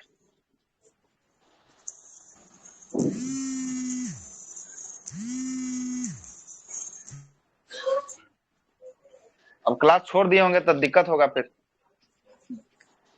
छोड़ दिया ना, इसीलिए दिक्कत हो रहा है। रिकॉर्डिंग सुन लीजिएगा, समझ में आ जाएगा। सबसे बड़ा प्रोफेज का निर्माण होता है। प्रोफेज अवस्था सबसे बड़ा अवस्था होता है। इसमें प्रोफेज अवस्था इसमें सबसे बड़ा अवस्था होता है। अब आइए, आपके अंदर का मिथ को दूर करते हैं थोड़ा सा। बहुत सारा आपके दिमाग में बातों चल रहा होगा, महिला के प्रति, महिला का पुरुष के प्रति, पुरुष का महिला के प्रति, सबका मिथ को दूर करते हैं यहाँ पे। आइए, इसमें हम सबसे पहले क्या बताए हैं कि इसमें किसका जो है कि आपको कौन सा कोशिका में ये हो रहा है विभाजन? जनन कोशिका में। जनन कोशिका में हो रहा है। किसमें हो रहा है? जनन कोशिका में, जनन कोशिका। आइए ये अच्छा, देखिएगा, ये मेल हो गया। मतलब फिर 4 डॉक्टर से वैसे करके देता है क्या क्वेश्चन? हाँ हाँ हाँ हाँ, ऐसे ही पूछेगा आपसे, पूछेगा। आइए ना आपको दिखाते हैं, पहले समझा देते हैं पहले सब कुछ। इसका फोन आ रहा है मेल मुझे। फीमेल, फिर ना फोन जिसका आ रहा है वो बंद कर लीजिए थोड़ा सा। यस बाबू जी, आप यसी जी, आप ही का आ रहा है, थोड़ा सा उसको साइलेंट मोड में डाल दीजिए, साइलेंट मोड में डाल दीजिए। सुनिए, इसकी बात करेंगे मेल में और फीमेल में। इसी के साथ हम लोग, इसी के साथ अभी देखने वाले हैं, क्रॉसिंग ओवर की घटना देखने वाले हैं, क्योंकि जनन कोशिका का बात कहा है। किसका कोशिका का बात कहा है? जनन कोशिका का आपके साथ जो है क्या को बात कहा है, बात करेंगे। बताइएगा मेल में कितना गुणसूत्र? मेल में 46, मेल और संख्या में फीमेल दोनों में 46 46। 46 होता है। इसमें भी लिख देते हैं 46, ठीक है। इसमें लिखते हैं 44 + 2, इसमें भी लिखते हैं 44 + 2। ये देखिएगा, सबसे पहले हम बात करेंगे, हाँ बात कर रहे हैं अर्धसूत्री पहले विभाजन हम आपको कर देते हैं। अर्धसूत्री विभाजन कहने का मतलब कि इधर से भी जितना आएगा उतना इधर से भी आएगा। तो अर्धसूत्री विभाजन में अगर बच्चा पैदा होगा, तो बच्चा पैदा अगर करवाना होगा तो कितना मेल की तरफ से कितना क्रोमोसोम आएगा? मेल के अंदर 2 गो XY, 2 को नहीं ना आएगा। अरे वो नहीं ना, पहले आइए समसूत्री पे आते हैं। समसूत्री पहले बताइए कितना आएगा? 46 गो है ना, 46 गो। 46 गो को हम लोग बांटे हैं, सुनिएगा, 46 गो को हम लोग बांटे हैं। रुक जाइए थोड़ा सा, इसको एक स्टेप और लेके चलते, तब जाके आपको समझ में आने वाला है। देखिएगा,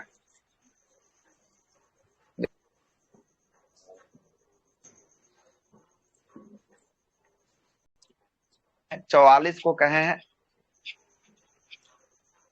ऑटोसोम, क्या कहें? ऑटोसोम। और 2 गो को कहे हैं एलोसोम। वैसा ही यहाँ भी होगा, क्या कि महिला है तो क्या हो गया, सब में तो बराबर ही होगा ना।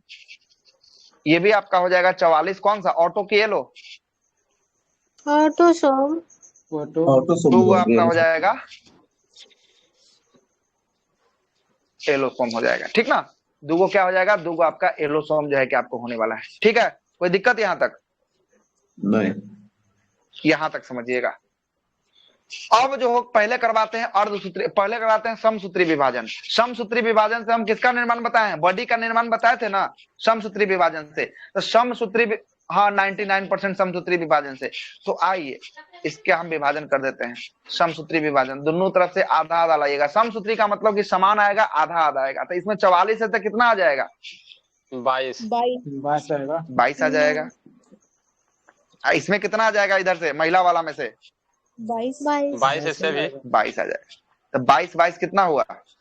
44 44 होने वाला। ये 44 कौन हो जाएगा?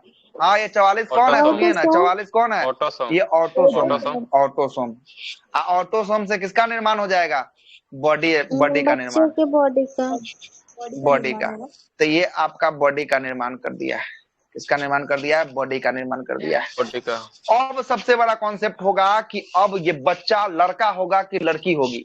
सबसे बड़ा कॉन्सेप्ट यहीं पे है, और सबसे बड़ा मिथ जो है कि सबके साथ ये होता है, इस मिथ को आज दूर कर लीजिएगा। अब जो अंतिम वाला 2 गो क्रोमोसोम यहाँ लिखे हैं, तो मेल में बताइए अंतिम 2 जोड़ा क्या होता है? XX होता है कि XY होता है? XY होता है। अब फीमेल की बात करेंगे, फीमेल के पेन बदलने दीजिए थोड़ा सा। चलिए, अब फीमेल में जो होगा ओनली XX जो है कि आपको आने वाला है। ये XY आने वाला है और इधर XX आने वाला है। अब जरा समझिएगा कॉन्सेप्ट यहाँ पे। सबसे पहले बॉडी का निर्माण हो चुका है, यहाँ तक तो कोई दिक्कत नहीं है आपको। अब बॉडी का निर्माण कौन सा विभाजन से हुआ है? बॉडी का निर्माण कौन सा विभाजन से हुआ है? समसूत्री विभाजन। समसूत्री विभाजन से। किस विभाजन से हुआ है? समसूत्री विभाजन से जो है कि आपको बॉडी का निर्माण हुआ है। अब आते हैं हम, आपको किसका लिंग का निर्धारण करना है। मान लीजिए कि 44 को आ चुका है। अगर मान लीजिए कि इधर से X आ गया, कौन आ गया? X आ गया। मान लेते हैं, मानने में क्या जा रहा है, कोई दिक्कत नहीं। इधर से x आ गया और इधर जो महिला के पास क्या है, ओनली x है। ये कुछ भी देगी, अगला देगी या आगे का मतलब कि अगला x या पिछला x कुछ भी देगी तो आपको x ही देने वाली है। तो अगर डबल x हो जाएगा तो क्या हो जाएगा, 44 प्लस डबल x मतलब किसका निर्माण हो जाएगा, लड़की। लड़की बन जाएगी। कौन बन जाएगी, लड़की बन जाएगी। अगर दूसरा, ये स्टेप नंबर 1 है, स्टेप नंबर 1। अगर स्टेप नंबर 2 की बात करते हैं, स्टेप नंबर 2 में अगर पुरुष के तरफ से y आ गया, क्या आ गया, y आ गया। अब महिला क्या देगी, महिला ओनली 1 x से देने वाली है। इसके पास y है क्या, नहीं। अरे महिला के पास y है क्या, नहीं था। महिला के पास y नहीं है। तो 44 आपका बना हुआ था, 44 प्लस एक्स वाई किसका निर्माण करेगा, लड़का का निर्माण करेगा, लड़का का निर्माण करने वाला है। अब जरा समझिएगा कि इसमें महिला को आदमी दोष देता है कि महिला की गलती है कि लड़का पैदा हुआ कि लड़की। आप बताइए कि किसका गलती है इसमें, बताइए। गलती से किसी का नहीं होगा, गलती तो भगवान की जोड़ी का है सर।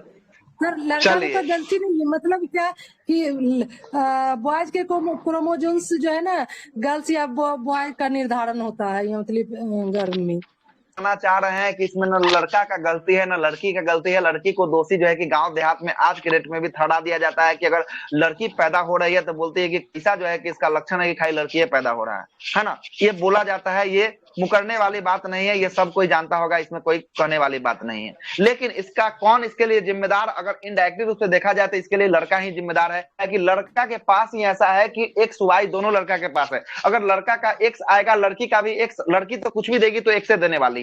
तो लड़का का अगर एक्स आएगा, लड़की का भी एक्स आ जाएगा तो लड़की का पैदा होगा। अगर लड़का का वाई आ गया, लड़की का तो एक्स ही आने वाला है। तो क्या किसका पैदा होगा, तो ये पैदा होने वाला है कौन, लड़का पैदा होने वाला है। कि मतलब जो अंतिम का एलोसोम जो होता है, ये किसका निर्धारण कर रहा है, एलोसोम लड़का लड़की का निर्धारण करता है। ये लिंग का निर्धारण कर रहा है। किसका निर्धारण कर रहा है, लिंग का निर्धारण कर रहा है। और ऑटोसोम किसका निर्धारण कर रहा है, ऑटोसोम बॉडी।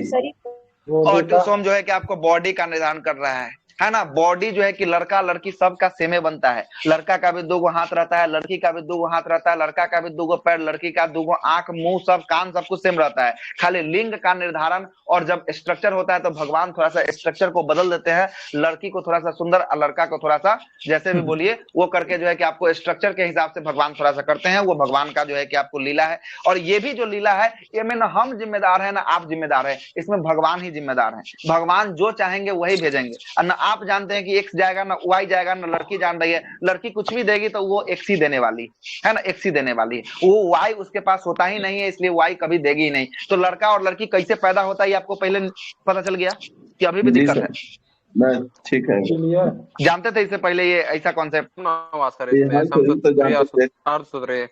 हाँ, तो बोल तो रहे हैं कि जब जैसा ही बोले हैं कि दोनों टाइप का विभाजन होता है, लेकिन हम आपको पहले बता दिए बॉडी स्ट्रक्चर में कौन सा, बॉडी स्ट्रक्चर में समसूत्री, और लिंग के निर्धारण में कौन सा, अर्धसूत्री। लग रहा है पहले से नहीं जुड़े थे क्या आप, कि ऐसा सवाल आया है, डाउट है आप पर। पहले से जुड़े रहते तो ऐसा सवाल नहीं आता आपके मन में, ठीक ना। कहा कि पहले हम सब कुछ क्लियर कर चुके हुए हैं कि आपको बता ही दिए थे 99% जो है कि आपका बॉडी का निर्माण कौन सा सूत्री से होता है, समसूत्री। 1% जो लिंग का निर्धारण होता है वो किससे होता है, अर्धसूत्री से होता है। किससे होता है, अर्धसूत्री से होता है। तो आपको समझ में आ गया लड़का का निर्धारण लड़की का निर्धारण कैसे होता है, नहीं होता है, लड़का कैसे बना लड़की कैसे बना, ये आपका क्लियर हो गया। अर्धसूत्री। चलिए अब आपको समझाते हैं कि कोई किन्नर कैसे बन जाता है, जिसको हम लोग छक्का कहते हैं। किन्नर जो होता है, ट्रांसजेंडर जिसको कहते हैं, वो कैसे बन जाता है। और ट्रांसजेंडर में भी देखिएगा 2 टाइप का, एगो बहुत ज्यादा सुंदर, एगो लड़का की तरह बहुत ज्यादा जो है कि खराब। 2 टाइप का देखे होंगे आप लोग भी, है ना। तो अब जरा समझिएगा कि कैसे हो जाता है, यहीं पे समझा दे कि अगला पेज थोड़ा सा यहाँ पे लेते हैं, आगे बढ़ जाइए आगे। Male female.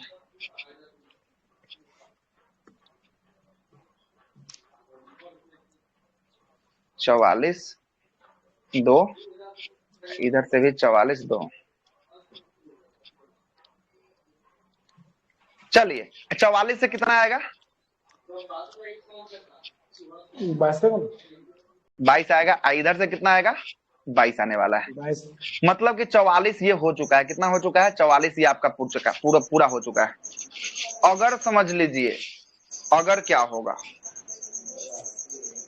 अगर ये 44 हो चुका है, ठीक है, 44 हो चुका है, अगर जो है कि लड़का वाला जो है कि आपको कौन सा था, एक्स वाई था कि एक्स एक्स था? X Y. X Y. लड़की वाला एक्स एक्स था, क्या था, एक्स एक्स था। अब जरा समझिएगा यहाँ पे ट्रांसजेंडर कैसे बनेगा। 44 तो आ गया है और जरूरत कितना का है? 46। अरे जरूरत कितना का है? अभी 2 का जरूरत है। कितना का? 2 का जरूरत जो है कि आपको है, ठीक ना, 2 का जरूरत है। अब जरा सुनिएगा, बाद में लिखे हैं 2 कहाँ 2? मेल में 44 अरे प्लस 2। अरे 44 प्लस 2 46 को मेल में होता है कि नहीं क्रोमोसोम? ये ना बताइए, 46 को फीमेल में होता है कि नहीं होता? तो दिक्कत कहाँ पे हो रहा है आपको? ना ठीक है, हो जाएगा ना, ठीक है, बातों को रखें आगे। जी सर। अब जरा समझिएगा, अब जरा समझिएगा, इधर से अगर चला आया कौन सा, इधर से आ गया एक्स, ठीक है, इधर से आ गया एक्स और इधर से आ गया ये डबल एक्स, क्या आ गया, डबल एक्स आ गया। तब मतलब कि 22 प्लस जो है कि एक्स एक्स है ना, क्या हो गया, ये एक्स एक्स आ गया, ये लड़की बन गई है ना, लड़की जो है कि आपको बन चुकी है। और लड़की में भी देखिएगा कौन सा, तो ये जो है कि आपका इसका लोप हो जा रहा है। किसका लोप हो जा रहा है? ये वाला एक्स का लोप हो जा रहा है। तो यही जो आपका क्या बना जाता है, यही आपको किन्नर बनेगा। ये किन्नर बनेगा, इसका गुण जो है कि कैसा होगा, लड़का वाला होगा कि लड़की वाला होगा? लड़की वाला, लड़की वाला गुण होगा। अगर इधर से 44 आया हुआ है, अगर इधर से जो है कि आपको आ गया एक्स वाई आ गया और इधर से जो है कि आपको एक्स आने वाला है, एक को आने वाला एक्स, अब इसका गुण कैसा होगा? लड़का वाला, लड़का वाला गुण हो जाएगा। 3 को एकदम जुड़ जाता है ना सर। हाँ 3 गो आ जाता है, एक तरफ से 2 गो, एक तरफ से जो है कि आपको 1 गो, है ना। ये 3 गो जब आता है, जैसे ही जो है कि आपको जब एक ट्रिपल एक्स आ जाएगा तो 2 गो से आपको तो लड़की बन चुकी है, और लड़की में 1 गो गुण सूत्र अधिक आ गया तो वो किन्नर बनेगा। किन्नर बनेगा मतलब उसका सारा गुण होगा, रूप होगा, एकदम जो है कि आपको सुंदरता होगा किन्नर का, कैसा, लड़की की तरह होगा। अगर वाई आ गया तो कैसा सुंदरता होगा, फिर लड़का की तरह बैल बैल बैल दिखने वाला है, ठीक ना, बैल दिखने वाला है। आगे कैसे इसका निर्माण होता है? हाँ बोलिए। बता दीजिए साथ में। अच्छा देखिए, अब एक और प्रश्न आ गया, ठीक है, सिंड्रोम बता देते हैं, कोई दिक्कत नहीं है, अभी समय 10 मिनट, जब आप समय लगा ही है तो इसको खत्म कर देते हैं। सिंड्रोम भी आपको जानना है। यहाँ तक कोई दिक्कत है तो बताइए, दिक्कत है क्या? नहीं सर। यहाँ तक कोई दिक्कत नहीं है, आगे चले, बातों को बढ़ाएं। जी सर। चलिए लिखिए, 4 गो सिंड्रोम का नाम लिखिए। हाँ बोलिए। कलर ब्लाइंडनेस जो बार्डनेस होता है सर, बरन जाता, वो हाँ किस क्रोमोसोम को प्रभावित करता है, एक्स या वाई? देखिए, अब जो है ना, अब जो बोलता है ना कि कौन ढो के ले चलता है, तो ढो के ले चलने वाला जो है कि आपको एक्स होता है। इसीलिए वाहक जो बोला गया है, किसको वाहक बोला गया है? वाहक बोला गया है, महिला को वाहक बोला गया है। तो इसलिए एक्स जो है कि आपको प्रभावित होगा, ठीक ना, एक्स जो है कि आपको करेगा, ठीक है। कोई भी रोग का अगर वाहक होगा ना तो महिला होती है, ठीक ना, महिला जो है कि आपको रोग का वाहक होती है ना, इसीलिए जो है कि आपको महिला ब्लाइंडनेस हो गया, सबका वाहक जो है कि आप महिला ही होती है, इसलिए एक्स वाला ही होगा, ठीक ना, एक्स वाला ही होगा। आगे लिखेगा सिंड्रोम।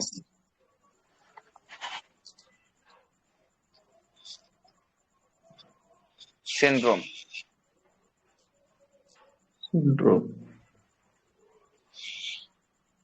देखिए यहाँ पे कॉन्सेप्ट गलती हो गया, थोड़ा सा सुन लीजिएगा। यहाँ पे वो कॉन्सेप्ट आपका गलती हो चुका है, अभी याद आया हमको, देखिए समझा देते हैं।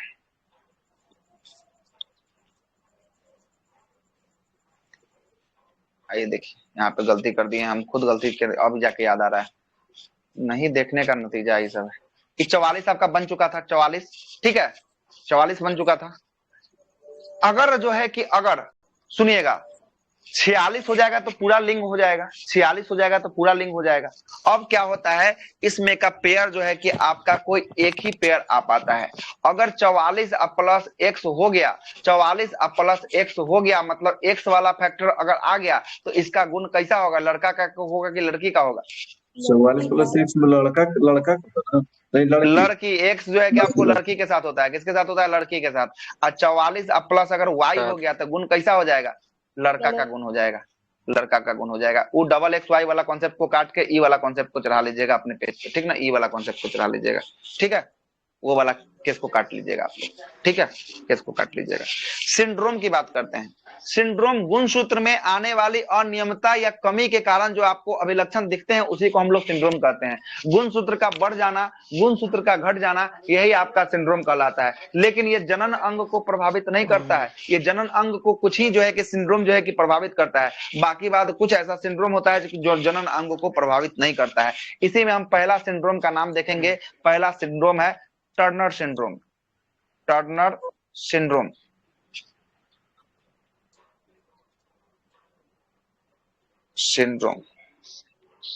टर्नर सिंड्रोम की बात करेंगे। इसमें गुणसूत्रों की संख्या, क्रोमोसोम की संख्या क्या होती है गुणसूत्र? 45। इसमें 45 हो जाएगा। कितना हो जाएगा गुणसूत्र इसमें? 45। लिखते हुए चलिएगा, जल्दी लिखवा देते हैं। टर्नर सिंड्रोम में गुणसूत्रों की संख्या आपको 45 हो जाती है, ठीक ना? कितना हो जाती है? 45 हो जाती है। और ये टर्नर सिंड्रोम जो होता है केवल और केवल फीमेल में होता है। किसमें होता है? फीमेल में होता है। और जब ये फीमेल में होगा, इसमें गुणसूत्रों की संख्या 45 हो जाएगी, तो बांझपन की स्थिति देखा जाएगा। किसका स्थिति? बांझपन की। तो बता देंगे। वही 44 प्लस एक्स जो था वही 45 हुआ। हाँ सर नहीं, इसमें जो है कि आप कुछ जो है कि आप, हाँ, डबल एक्स वाई जो बता रहे थे वो तो शायद क्लिफेंटर वाला ना होता है, क्लिफेंटर सिंड्रोम। वो लिंग का अलग हुआ, वो लिंग का अलग है, यहाँ सिंड्रोम अलग है। सिंड्रोम मतलब कि इसमें से जो 46 जो जोड़ा 46 को गुणसूत्र होता है, इसी में से कोई अगर इफेक्टिव करेगा ना तो ये सिंड्रोम या बीमारी जो है कि आपको उत्पन्न कर देगा। वो अलग चीज हो गया, ये अलग चीज है ना? ये आपको गुणसूत्र जो है कि आपको प्रभावित करने वाला गुणसूत्र हो गया, और वहां पे लोप हो जाता है, गुणसूत्र का लोप हो जा रहा है वहां पे। यहाँ पे जो है कि गुणसूत्र प्रभावित हो रहा है, ये को मतलब कि खत्म हो जा रहा है पूरा, है ना? अब ये नहीं है कि जनन अंग वाला खत्म कर रहा है या बॉडी स्ट्रक्चर वाला खत्म करेगा। बॉडी स्ट्रक्चर वाला खत्म करेगा तो देखिएगा किसी का 6 उंगली आ जाएगा, किसी का देखिएगा 20 से ओठ कटा रहेगा, ये सब वाला ये है ना? टर्नर सिंड्रोम में गुणसूत्रों की संख्या 45 होती है, फीमेल में होती है। बांझपन की स्थिति इसमें देखा जाता है। किसमें देखा जाता है? बांझपन। और महिला का विकास कम होता है, विकास कम। जो एलोसोम बताए उसमें मतलब ये होता है या फिर? हाँ, इसमें जो है कि आपको एलोसोम में आपको दिक्कत होता है, और साथ साथ जो है कि आपका जो क्या होगा, जो आपको अर्धसूत्री विभाजन रिप्रोडक्शन होगा उसमें भी प्रॉब्लम आ जाती है, जिसके कारण टर्नर सिंड्रोम जो है कि आपको होता है ना? लोप होता है कहीं ना कहीं, ये ट्रू फॉल्स जो है कि आपको होता है उसके अंदर, ठीक ना? दूसरा लिखिएगा, दूसरा होता है आपका क्लिफेंट्रो सिंड्रोम। क्लिनोफेंट्रो, क्लिनफेल्टर सिंड्रोम। क्लिफेंटर सिंड्रोम की बात करेंगे, ये किसमें होता है? तो ये होता है आपको मेल में। गुणसूत्र की संख्या इसमें हो जाती है 47। इसमें पुरुष हो जाता है नपुंसक।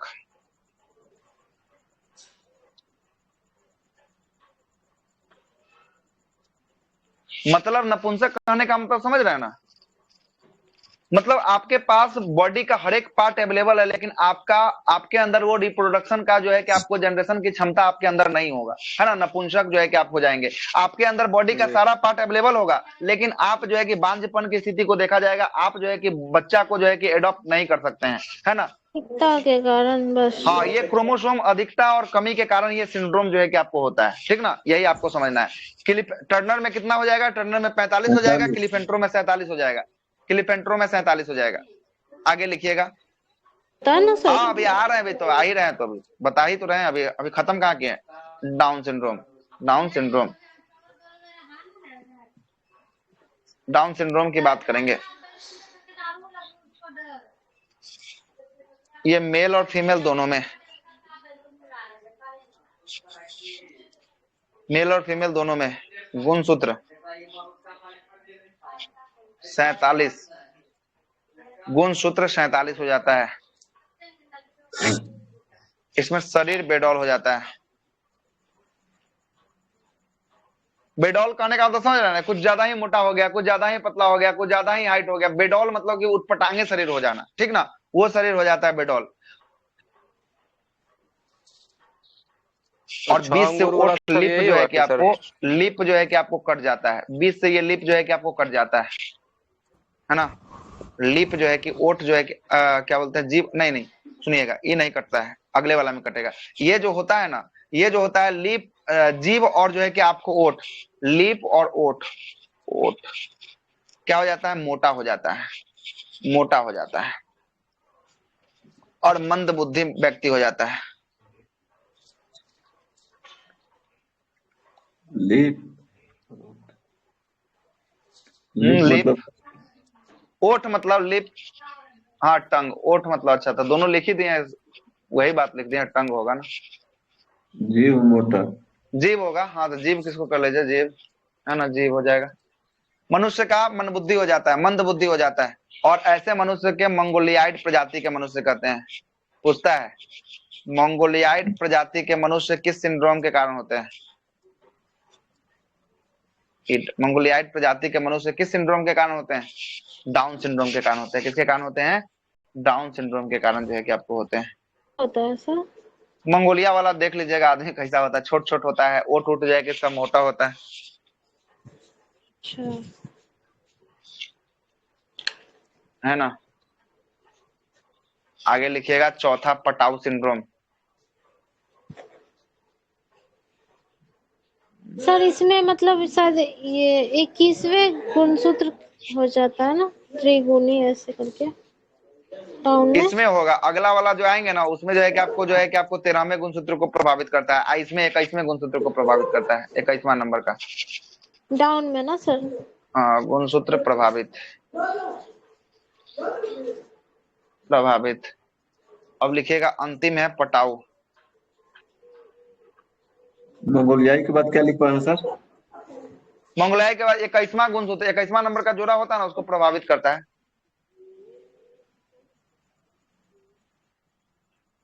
ये 21वां जो होता है XXY हो जाता है। पता नहीं 21वां गुणसूत्र को प्रभावित करता है, XXY होता होगा, देखना पड़ेगा, हाँ नहीं याद है हमको। सर वही तो होगा ना, क्योंकि फीमेल का तो 2 ही होगा और मेल का 1 ही होगा। तो वही होगा। तो फिर वही, पटाऊ सिंड्रोम को हाँ। दिखेगा ये मेल और फीमेल दोनों में, फीमेल दोनों में। गुणसूत्र 47।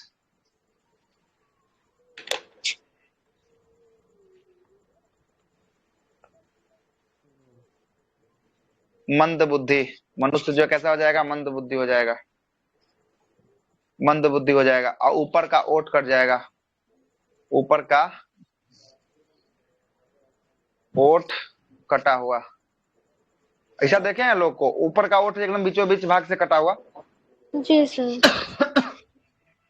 सर बच्चे हुआ लोग रहता है। को हो जाता है। हाँ बच्चा में ज्यादा होता है। और ये लिखेगा फिर ये सर 13वें गुणसूत्र के ऑपरेशन से सही ट्रायोसोमिस होता है। करवाया था शायद। ऑपरेशन का सही होता है। गुणसूत्र से प्रभावित, सर जीभ के साथ प्रभावित होता तालू है। वगैरह भी कट जाता है, मतलब होठ नहीं के साथ। तालू नहीं कटता है, तो जीभ कहाँ से कटेगा, खाली ओठे कटेगा। तो ओठ के साथ तालू कैसे कट जाएगा? दांत को चीरते हुए तो नहीं जाएगा, खाली ओठे कटता है। तालू का मतलब समझ रहे हैं, पूरा का पूरा बीचों बीच से चीरना पड़ेगा तब ना तालू कटेगा भाई। यहाँ खाली लिप कटेगा, स्किन वाला भाग कटेगा ना, है ना, अच्छा स्किन सर, वाला लिप भाग का कटेगा। अंदर का शायद सर।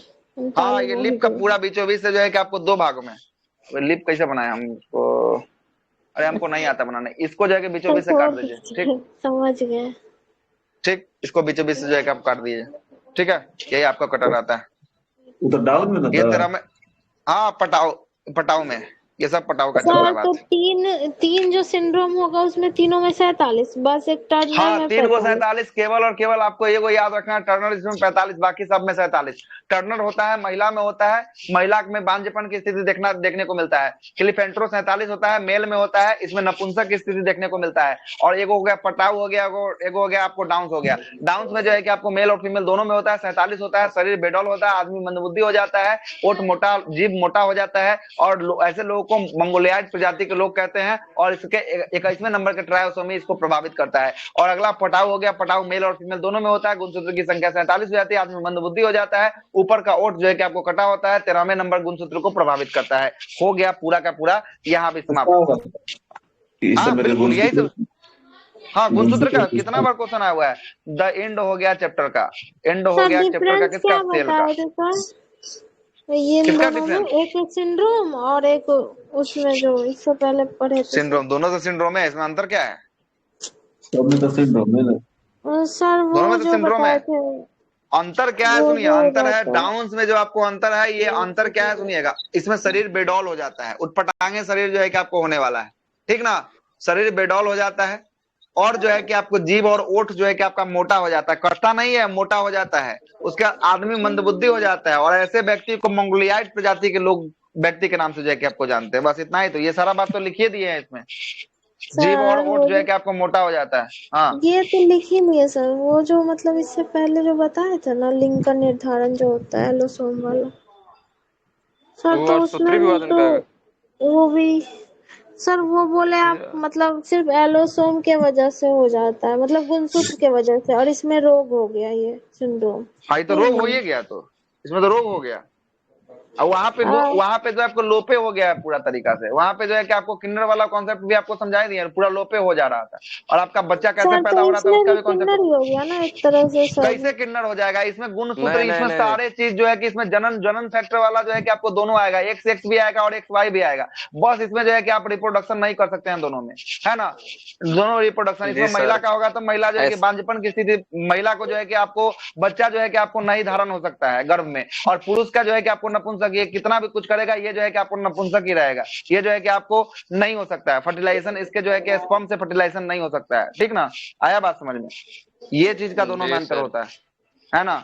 और वहां तो हो गया उसका लोपे हो जा रहा है, वो अंग आपके अंदर विद्वाने नहीं है ना। वो अंग सर आपके अंदर तो विद्वाने नहीं है, लोप हो सभी जाता है। नपुंसक हो जाएंगे, सिंड्रोम वाले भी और वो भी, वही ना।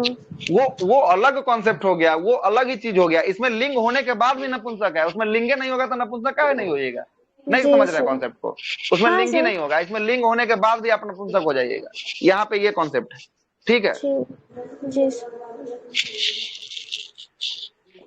चलिए, यहाँ पे आपका द इंड होता है चैप्टर का, जिसका नाम था सेल। सेल का यहाँ पे इंड होता है 1 घंटा 15 मिनट के